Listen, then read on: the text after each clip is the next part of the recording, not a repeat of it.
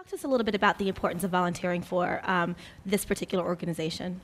Well, volunteering is very important. When I finished law school, I came back to Delaware. I didn't know a lot of people in the business community. A good friend, Timothy Crawlbay, got me involved in this organization. I came to a couple of performances and I said, wow, I really want to be here. We thrive on volunteers. The only way we get business done is through volunteer. Our staff is very small. People don't know that. We have very small staff, probably about 5 or 6 full-time staff members. Therefore, we need volunteers to help further the organization's purposes. And we take board members of all calibers, of all ages. If you're ready to work, we're willing to have you. We'd love to have you come down. Talk to us about the importance of Christina in the community. It's very important. We've been here for 65 years. We moved locations, been here about 10 years. And I think our presence on Market Street, this is a great time to be here with so many arts organizations down here, the Queen, the Grand, us. Arts are really alive in Wilmington.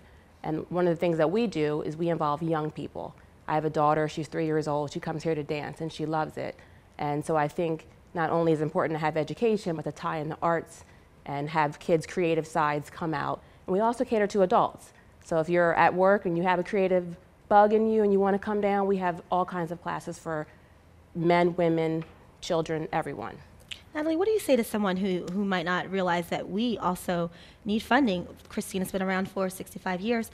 You know, they come in, they see the kind of programs that we're doing. They might not think that we need their $5 or their $5,000. What do you say to those people? Well, in the current economic climate, businesses are having a hard time with their employees, and there's been a lot of layoffs in Delaware. Therefore, we cannot depend on corporate financing anymore. So we really need people to give whatever they can to help, fund the organization. We're looking for any amounts from $10 to, if you have everything in your house, you don't need Christmas presents, hey, tell your friends and family, donate to Christina Culture Arts Center. For a birthday, you can have your, if you have a house full of, if you're, over a certain age, you don't really need a lot of stuff anymore. So have your friends and family donate to us in any amount. We could use it. Natalie, what do you say to the people that are watching our telethon today to kind of encourage them to support live arts and live arts here at Christina Cultural Arts Center? They may have never come through our doors before. How do you get them to 705 North Market Street? Well, I just attended a performance here recently, and it was a cabaret style performance. It was a jazz concert, and it was awesome. Ray Avery Jones said it best, nothing replaces live art. And I would suggest you come down to one performance and really feel that. You feel the energy in the room, the music's alive, and just people were really vibing together with music, and it was wonderful to see. And what was also good was it was all ages. And so I would encourage people to come and actually experience it.